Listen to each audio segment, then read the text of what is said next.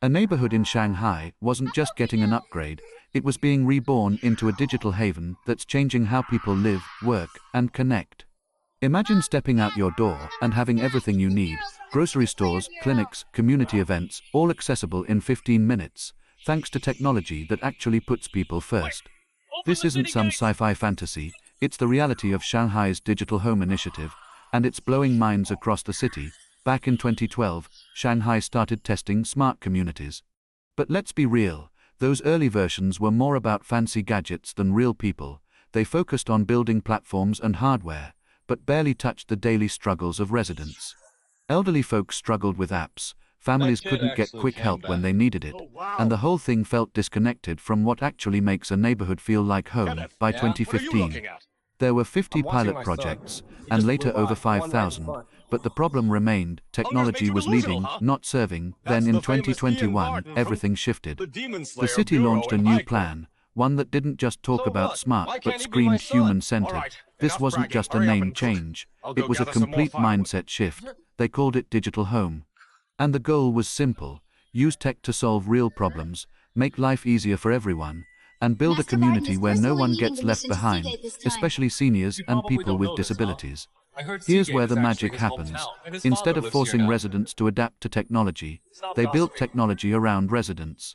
Take Changning District's Beijing Street. They created a community brain that uses big data to map the needs of people with disabilities. It doesn't just stop at basic info. It uncovers hidden needs and pushes relevant policies and services right to their phones. Or Shanghai District's Tianlin Street, where a people's profile system flags families dealing with serious illnesses. The moment someone registers for medical help online, the system automatically pulls their info, connects the dots, and sends social workers to check in. No phone calls, no endless forms, just real support when it matters most. But this isn't just about individual help. It's about building a neighborhood that works as a whole. Huamu Street used 3D mapping and digital twin tech to model every building, street, and green space. Now, they can monitor everything from parking issues to safety hazards in real time, making the community safer and more efficient without disrupting daily life. Linfen Road Street took it even further. When residents wanted to add elevators to old apartment buildings, they used digital twins to simulate how the elevators would affect sunlight for nearby homes.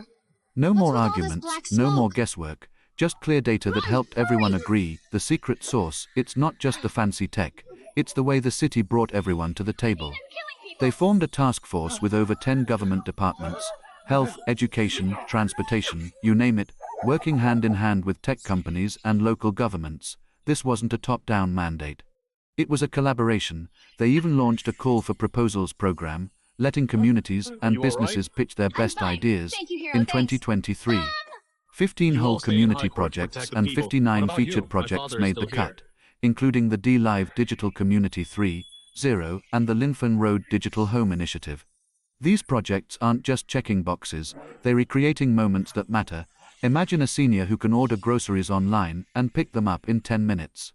Or a parent who finds a last-minute after-school program for their kid through a community app.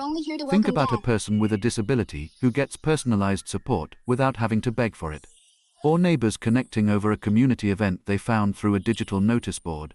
This is what happens when technology is used to bring people closer, not push them apart.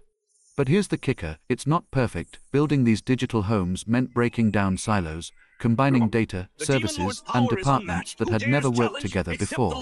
It meant listening to residents who were skeptical of tech, especially older generations, and making sure everyone could participate, no matter their skill level. It meant shifting from what can tech do to what do people need tech to do, and that's the lesson the world can learn from Shanghai. A smart city isn't about how many apps you have or how many sensors you install. It's about creating spaces where people feel seen, supported, and connected.